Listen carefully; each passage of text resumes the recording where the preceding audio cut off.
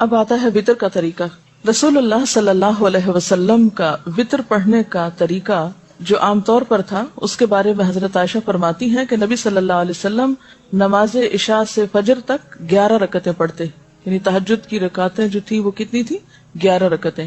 ہر 2 رکعتوں پہ سلام پھیرتے اور 1 رکعت وطر پڑھتے، یعنی 10 رکعتیں پڑھنے کے بعد 1 رکعت الگ سے پڑھتے. رسول اللہ صلی اللہ علیہ وسلم نے ہمیں بھی یہی تعلیم دی. چنانچہ ابن عمر سے روایت ہے کہ رسول اللہ صلی اللہ علیہ وسلم نے فرمایا رات کی نماز 2 رکعتیں ہیں. صلاۃ اللیل مثنی، یہ بخاری کی روایت ہے. فاذا خفت الصبح فاوتر بواحدۃ، پھر جب تمہیں صبح ہونے کا خطرہ ہو تو 1 رکعت پڑھ لو، اور یہ تمہاری 1 رکعت نماز کو طاق بنا دے گی، یعنی وطر کر دے گی.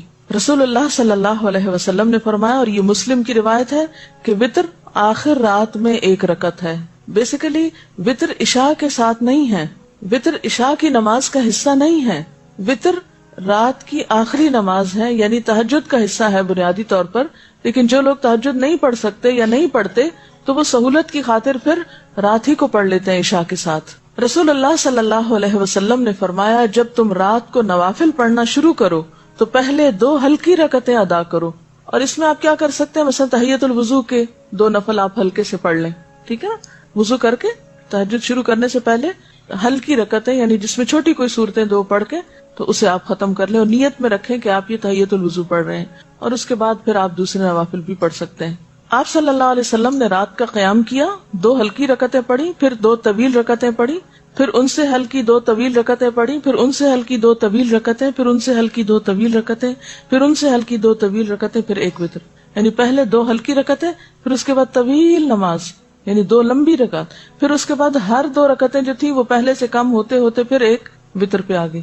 یعنی کرنے کا تو آپ کچھ بھی کر لیں، لیکن وہ جو اتباع کا معاملہ ہے نا، کہ چھوٹی چھوٹی چیزوں میں فالو کرنا، اس کا اپنا ہی ایک مزہ ہے، اپنا ہی ایک لطف ہے.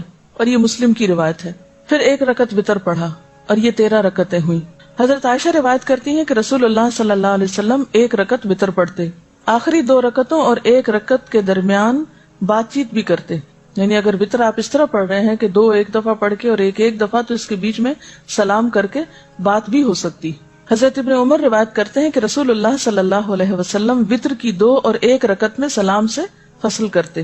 یعنی اگر 3 رکعت پڑھ رہے ہیں تو 2 پڑھ کے سلام پھیر کے پھر 1 الگ. حضرت ابن عباس سے کہا گیا کہ امیر المومنین حضرت معاویہ نے 1 ہی وتر پڑھا ہے. حضرت ابن عباس نے فرمایا کہ انہوں نے درست کام کیا، وہ فقیہ اور صحابی ہیں. یہ بخاری کی روایت ہے.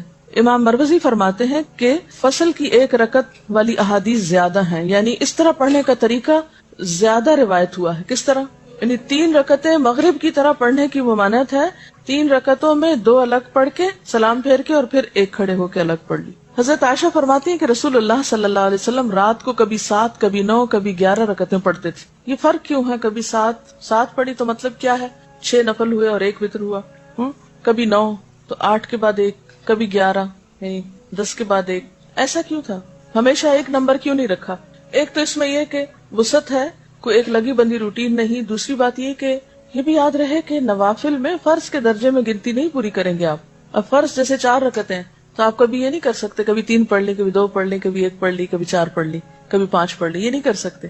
4 فرض ہیں تو 4 ہی پڑھیں گے، ٹھیک ہے نا، 3 نہیں کر سکتے. لیکن تہجد جو ہے وہ نفل نماز ہے، تو اس میں یہ بھی روایت میں آتا ہے کبھی آپ بیمار ہوتے تو بیٹھ بھی جاتے تھے، ٹھیک ہے. حضرت ابو ایوب روایت کرتے ہیں کہ رسول اللہ صلی اللہ علیہ وسلم نے فرمایا وتر ہر مسلمان پر حق ہے، بس جو شخص 5 رکعت وتر پڑھنا چاہے تو 5 رکعت پڑھے، جو 3 پڑھنا چاہے وہ 3 پڑھے، جو 1 پڑھنا چاہے وہ 1 پڑھے.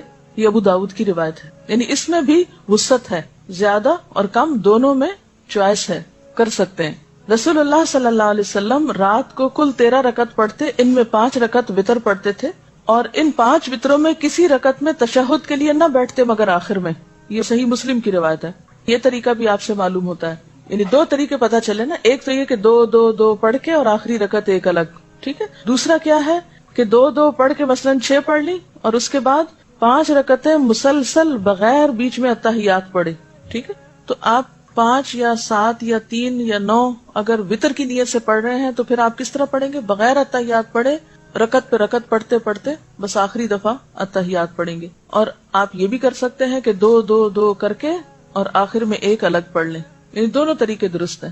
حضرت عائشہ سے روایت ہے کہ رسول اللہ صلی اللہ علیہ وسلم پہلی رکعت وتر میں سبح اسم ربک الاعلی، دوسری میں قل یا ایھا الکافرون اور تیسری میں قل ھو اللہ احد پڑھا کرتے تھے۔ نبی صلی اللہ علیہ وسلم نے فرمایا ایک رات میں 2 بار وتر پڑھنا جائز نہیں، یہ ابو داؤد کی روایت ہے۔